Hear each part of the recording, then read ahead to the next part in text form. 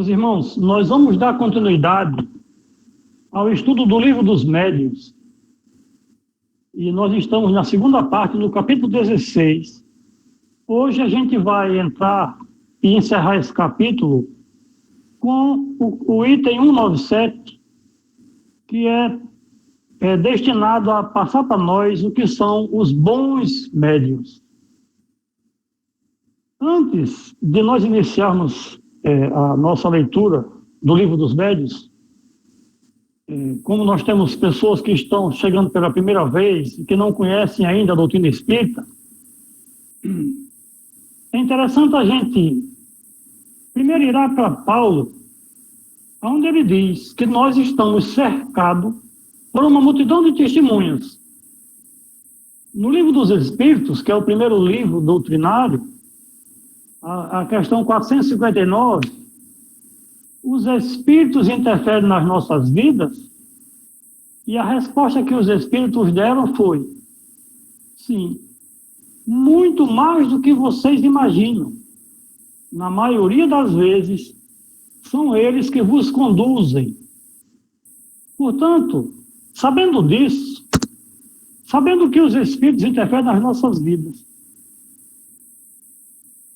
é interessante nós sabermos como isso se processa e o que é que a gente pode fazer para contar com a interferência dos bons. Esse é o ponto. E aí é onde entra o estudo do Livro dos Médiuns. Porque a interferência do mundo espiritual na nossa vida se dá através da mediunidade. E a doutrina diz que todos nós somos mais ou menos médiuns. Ora, se é dito, tanto pela doutrina espírita e por demais religiões, que todos nós temos o anjo da guarda que nos inspira as boas condutas, significa dizer que todos nós estamos recebendo a influência dos espíritos, bons ou não. Quer dizer, é preciso que nós aprendamos a lidar com isso. Por isso estamos buscando estudar o Livro dos Médiuns. E aí, novamente, eu vou para a introdução desse livro, quando Kardec, por orientação dos espíritos, diz, abre aspas, a experiência nos confirma todos os dias, nesta opinião, que as dificuldades e as decepções que se encontram na prática do espiritismo têm sua fonte na ignorância dos princípios desta ciência. Esse é um ponto que a gente tem que trazer para nós. Porque no exercício do espiritismo significa dizer na lida com a mediunidade. Espiritismo é a relação entre o mundo espiritual e o mundo físico. Que todo mundo sofre, a gente já viu. Agora, como é que eu lido com isso? Como é que eu controlo? Como é que eu regulo isso? É aí que a gente vai ter que buscar justamente entender para poder saber lidar com isso. Porque a mediunidade, ela deve ser para benefício de nós, os encarnados, como também para os desencarnados. A mediunidade não pode ser para nos fazer mal. Agora, se algo não está legal, eu preciso saber por que não está legal. Se eu sou médium, se eu vou para uma mesa mediúnica e não está acontecendo coisas boas, algo não está correto. Eu preciso reavaliar, analisar, para eu saber aonde está o equívoco, o engano, ou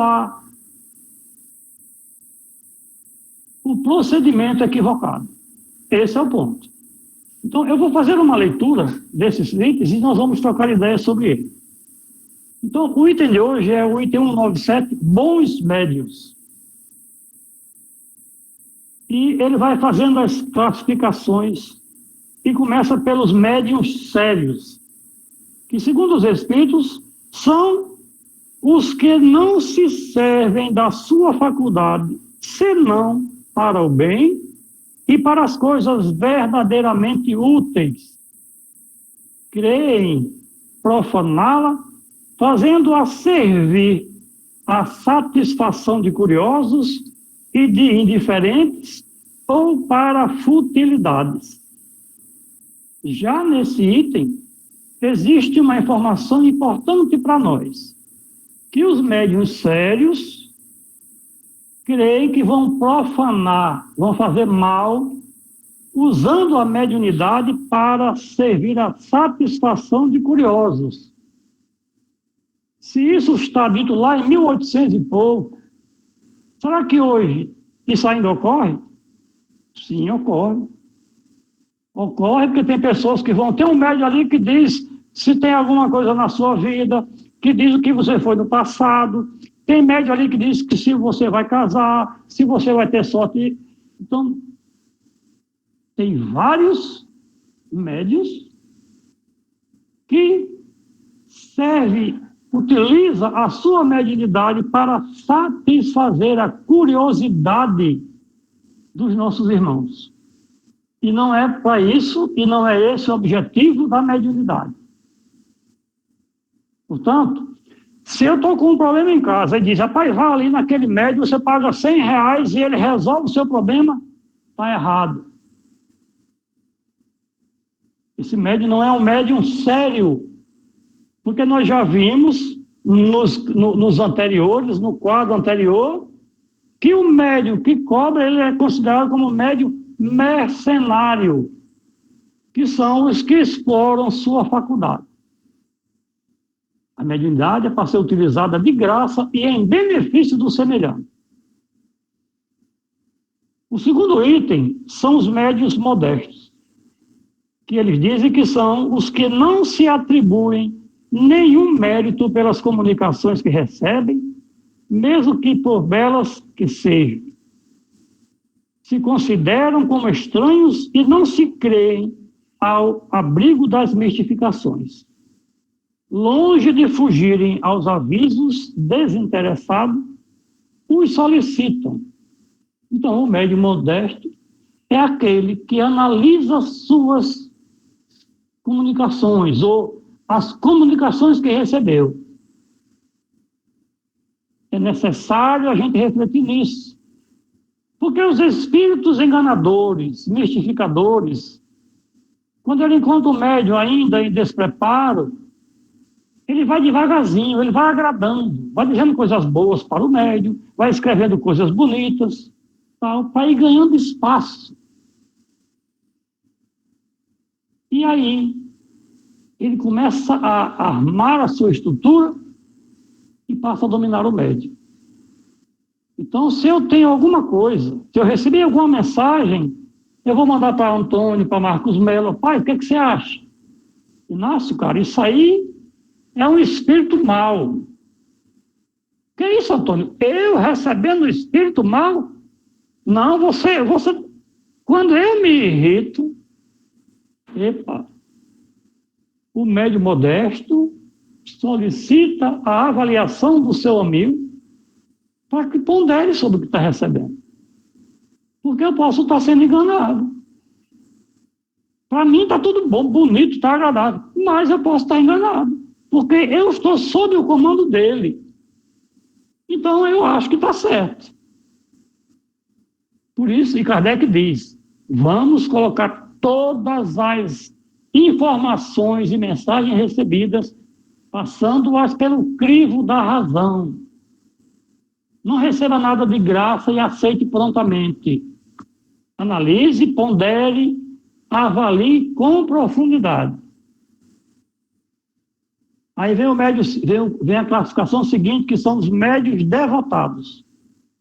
São os que compreendem que o verdadeiro médium tem uma missão a cumprir e deve, quando isso seja necessário, sacrificar seus gostos, seus hábitos, seus prazeres, seu tempo e mesmo seus interesses materiais para o bem dos outros. Esse é o médium devotado. Irmã Dulce, Madre Teresa de Calcutá, Chico Xavier e por aí vai. Esses são médiuns devotados. Deram a sua vida em favor dos semelhantes. Vamos ao passo seguinte, que são os médiuns seguros.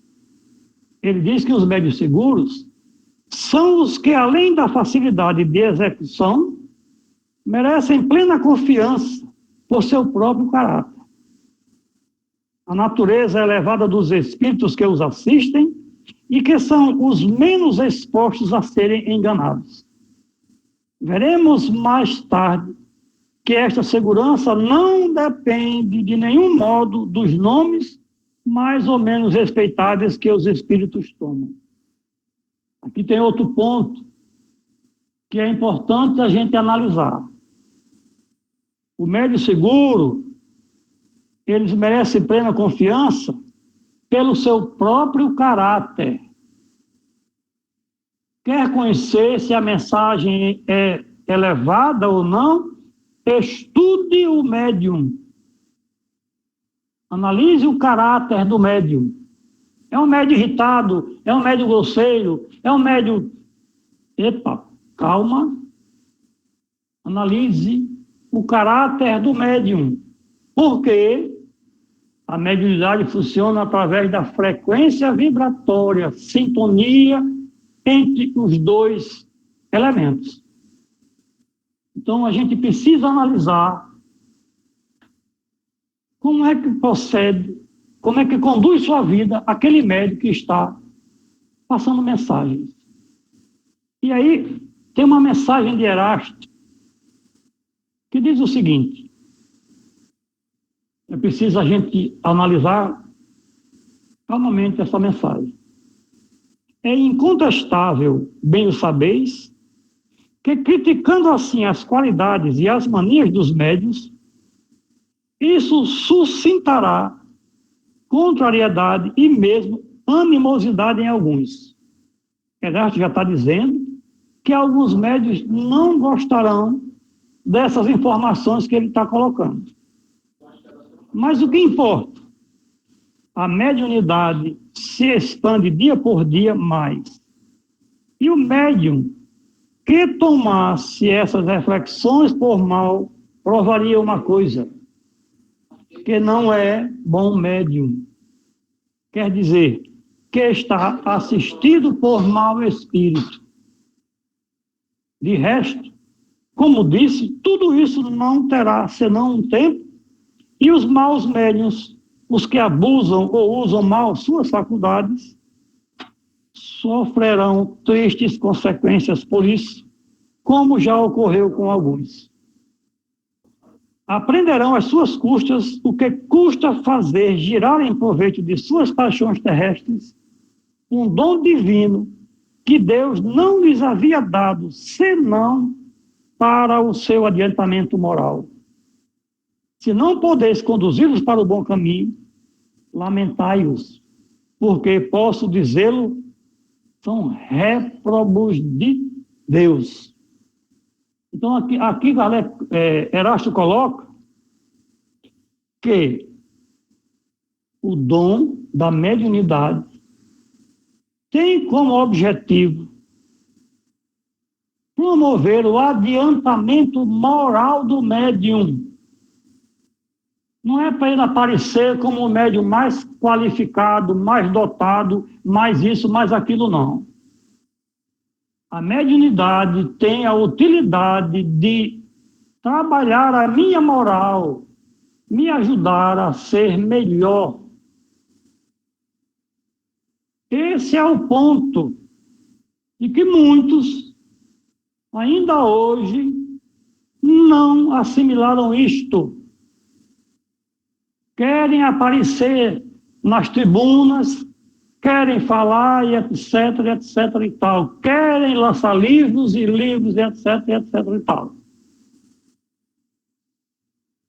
Nós estamos no livro que é o Guia dos Evocadores e dos Médiuns.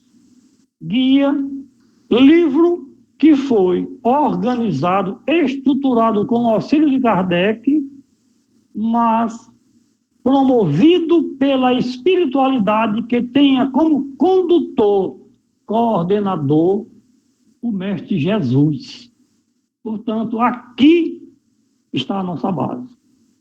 E aí, mais à frente, tem uma outra mensagem que é de Sócrates, que diz assim: este quadro é de grande importância, não somente para os médiuns sinceros, que procurarão de boa fé, lendo-o, de se preservar dos escolhos aos quais estão expostos, mas também para todos aqueles que se servem de médiuns, porque lhes dará a medida do que podem racionalmente deles esperar.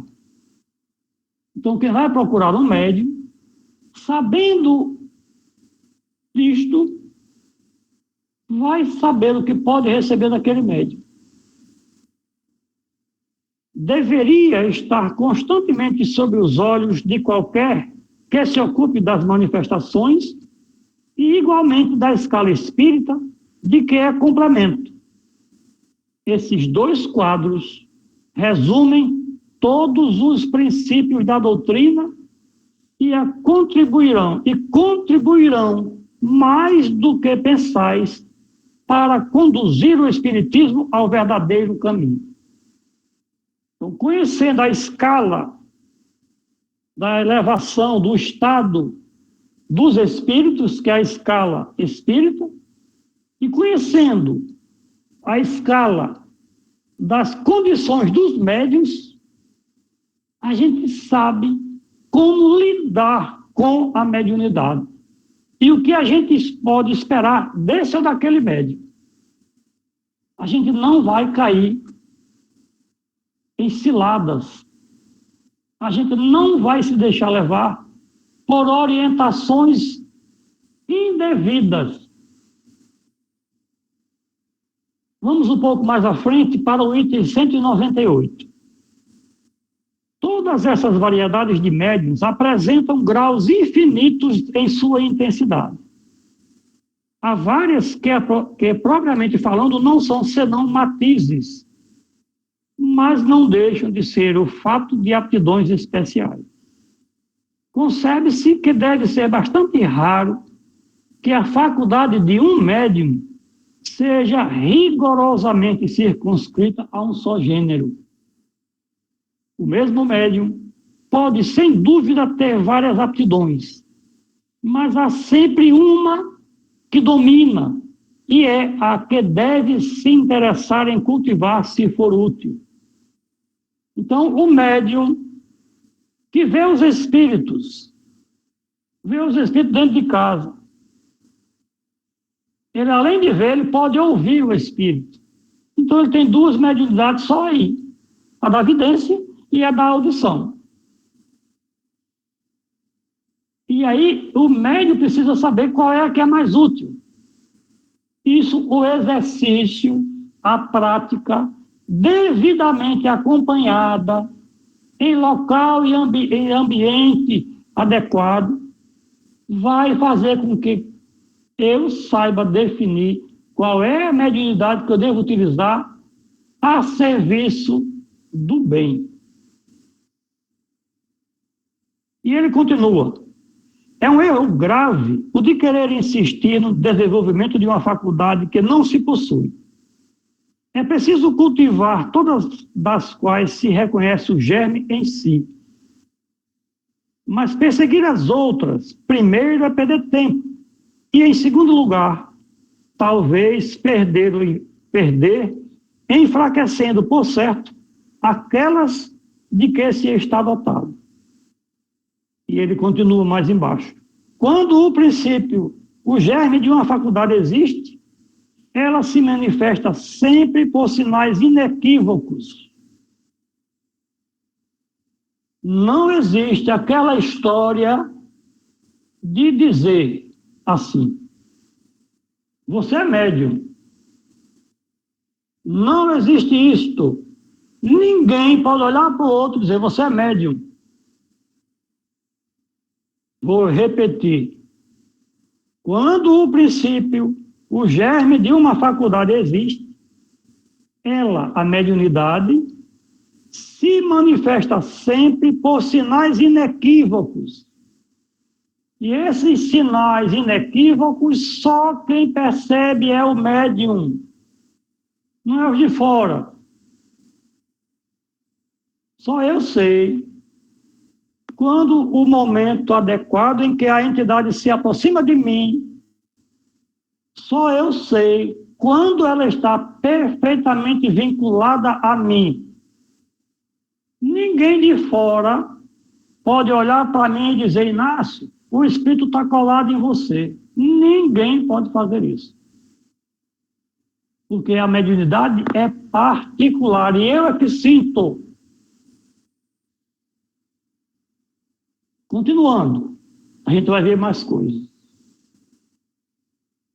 Restringindo-se em sua especialidade, o médium pode distinguir-se e obter grandes e belas coisas.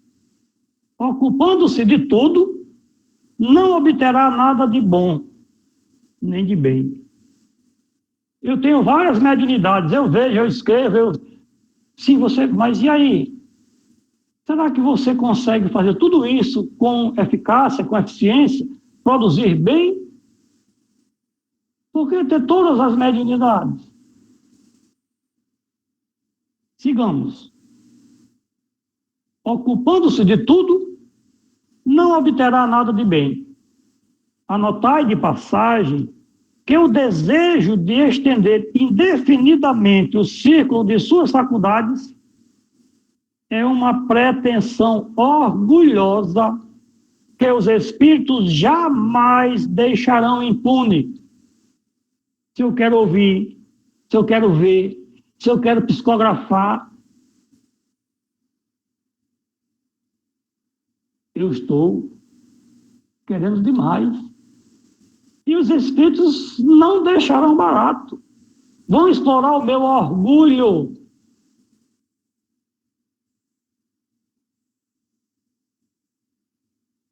E ele continua. Os bons abandonam sempre o presunçoso, que se torna assim o joguete de espíritos enganadores. E, infelizmente, não é raro ver-se médios que não se contentaram com os dons que receberam e aspiram por amor próprio ou por ambição a possuir faculdades excepcionais próprias para fazê-los notados. Esta pretensão lhes tira a qualidade mais preciosa. Qual é? Ele coloca aqui, a de médiuns seguros. É isso que devemos buscar ser. Médiuns seguros. Médiuns que têm o domínio da sua estrutura física e mediúnica. Esse é o propósito que nós estamos buscando através da leitura e do estudo do Livro dos Médiuns. É conseguirmos a condição de termos sob nosso controle a mediunidade. Nós somos adultos, nós somos já idosos, a gente já tem esse trabalho. E os jovens? Como fazer com os jovens? É estudar a mediunidade. Deixei no ar a pergunta, mas nós vamos chegar nela um pouco mais à frente. Vamos para o item final, que é o item 199. O estudo da especialidade de um médium é necessário, não só para este, mas também para o evocador. Claro que aqui nós estamos recebendo a informação no período de 1860 e pouco, quando Kardec colocou para nós que naquele período só funcionava o trabalho de mediunidade através da evocação. Na atualidade, isso está mais raro. Segundo a natureza do espírito que se deseja chamar e as perguntas que se lhe quer dirigir, convém escolher o médium o mais apto para a coisa. Dirigir-se ao primeiro que chega é se expor a respostas incompletas ou errôneas. Tomemos uma comparação dos fatos usuais. Não se confiará uma redação, mesmo uma simples cópia, ao primeiro que chega, porque sabe escrever. Um músico que quer executar um pedaço do canto de sua composição, tem à sua disposição vários cantores, todos hábeis. Entretanto, não os tomará ao acaso. Escolherá para seu intérprete aquele cuja voz, cuja expressão, todas as qualidades numa palavra, respondem melhor ao trecho, à natureza do trecho do seu canto. Os espíritos fazem o mesmo com respeito aos médiuns e devemos imitar os espíritos. O que é que os espíritos fazem os mesmos? Fazem o mesmo. Os espíritos fazem como o cantor. Os espíritos escolhem o melhor médium. Portanto, não existe essa questão de transferir um espírito para outro médium. O médium o espírito é quem escolhe o médium. A estrutura é de lá para cá. De outra parte, há que se notar que os matizes que a mediunidade apresenta e aos quais poder-se ajuntar outros não estão sempre em relação com o caráter do médium.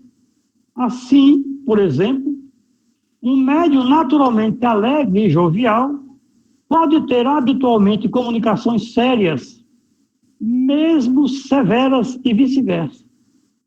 É ainda uma prova evidente de que atua sob a impulsão de uma força estranha. Voltaremos a esse assunto no capítulo que trata da influência moral do médium. Meus irmãos, eu vou encerrar aqui a leitura do Livro dos Médiuns e eu quero compartilhar com vocês um trecho do livro de Ivone de Amaral Pereira, um livro que é um trabalho de Camilo, que reuniu vários textos de entrevistas e de psicografias da Ivone e colocou nesse livro, que esse livro tem o título de Pelos Caminhos da Mediunidade Serena. Esse texto, ele está no Anuário Espírita de 1965. E o título desse trecho é Em Defesa de Kardec. Em 1965, Ivone psicografou esse texto, que eu vou ler alguns pontos desse texto, que é interessante para nós e que hoje ele ainda se aplica. Ela começa dizendo assim: muito frequentemente ouvimos adeptos do espiritismo declararem, não sabemos baseado em que autoridade, que os códigos firmados por Allan Kardec foram ultrapassados por obras espíritas modernas, incluindo também Leon Denis, a par do codificador, nesse conceito irreverente. Mesmo alguns espíritas de certa circunspecção têm afirmado tal novidade de suas tribunas, incorrendo, portanto, em melindrosa responsabilidade perante a doutrina. No entanto, bastará pequeno raciocínio para observarmos que nem Allan Kardec, nem Leon Denis foram ultrapassados agora, nem o serão tão cedo, assim como não foi o Evangelho que há 2000 anos deu aos homens o mais perfeito código de moral até hoje conhecido. Código que, não obstante, ainda não é acatado pelos próprios cristãos, com poucas exceções, visto que a própria Terra, com seus prejuízos de planeta inferior, não comporta, por enquanto, a prática integral de tão elevados princípios. E não poderia Allan Kardec estar ultrapassado, porque ainda não apareceram, depois dele, no mundo inteiro, obras melhores que as por ele firmadas sobre o assunto. A humanidade, por sua vez, ainda não foi despertada pelos ensinamentos que os livros deles apresentam. E os próprios espíritas os conhecem tão pouco que no próprio movimento espiritista são eles ainda desconhecidos nas suas mais belas e significativas expressões. Grande parte dos espíritas do Brasil não conhece as revistas espíritas. E ela continua. Conhecemos até mesmo médiuns cuja instrução doutrinária se limita a uma única leitura do Evangelho segundo o Espiritismo. E orientadores de sessões que apenas leram, dizemos leram, e não estudaram, uma só vez o Livro dos Espíritos, desconhecendo completamente as demais obras clássicas que com elas formam a estrutura doutrinária espírita. Não assimilaram os dois compêndios lidos e, por isso, consideram superado o grande codificador, porque se integraram somente nas obras modernas, as quais, conquanto excelentes, apenas irradiam detalhes extraídos da base já revelada.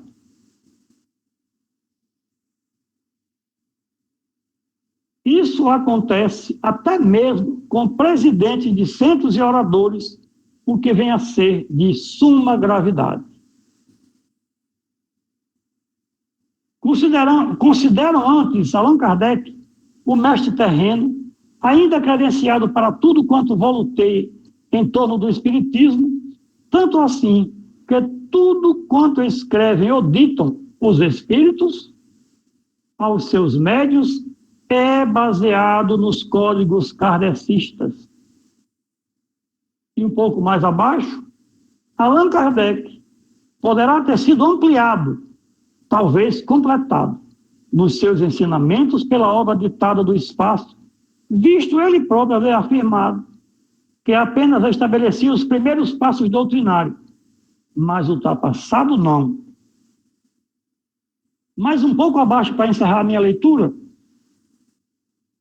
ele diz assim: precisamos refletir que Allan Kardec somente será superado no dia em que ele mesmo aparecer na Terra, reencarnado, para prosseguir o assunto ou outro à altura do mandato insígne, e quando já a maioria dos espíritas, pelo menos, tiver adquirido amplo conhecimento da revelação por ele obtida dos espíritos superiores. Se os próprios espíritas desconhecem as verdadeiras bases da doutrina que professam, como ousam declarar superada a obra de Kardec? Essa obra é imortal, como imortal é o Evangelho, uma vez que ambos são revelações divinas e sempre existirão cérebros e corações necessitados de renovação e esclarecimentos através deles. Por enquanto, é com efeito a fonte kardecista a única habilitada em assuntos de espiritismo capaz de expandir renovações para o futuro, visto ser o alicerce de quanto existe a respeito até agora. Para os espíritas, pois Kardec, ainda é o grande desconhecido, lamentavelmente. Portanto, meus irmãos, a gente está vendo como é necessário assimilarmos a doutrina pela base, pelos livros que nos foram expostos através de Kardec e enviados pelos espíritos que cuidam e desejam o nosso bem. Aqueles jovens que se encontram vivenciando os fenômenos mediúnicos, eles precisam ser, primeiramente, tratados com muito carinho, orientados a não entrar nesse clima de relacionar-se com esses espíritos como brincadeira. Devem ser orientados a buscar a oração, pedindo a Jesus, a Deus, que socorra esses irmãos nossos que estão sofrendo.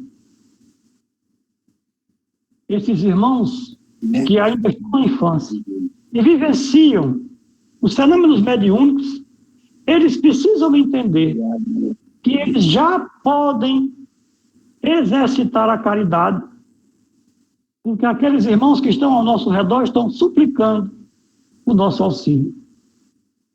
Não estão ainda em condições de exercitar a sua mediunidade, porque ainda são jovens, ainda não têm a formação, ainda não têm o tempo disponibilizado para isso. Portanto, vai passar, se nesse momento nós lidarmos com coerência com esse momento passageiro, para quê? Passada essa fase, aí a própria espiritualidade vai bloquear essa mediunidade para, mais à frente, quando esse jovem já estiver um pouco mais maduro, ele possa buscar o conhecimento e optar por servir aos sofredores dos dois planos através da mediunidade. No período de Kardec, ele usava médium de 12, 16, 15 anos. Era um outro período. Era um outro período. Era um outro momento. Era a fase de estruturação da doutrina. Hoje, não mais. Hoje nós já temos, como foi dito por Ivone, a cada dia esses médios aumentam, mas é preciso orientá-los para que saibam conduzir dignamente a sua mediunidade. Então, meus irmãos, eu vou encerrar a minha exposição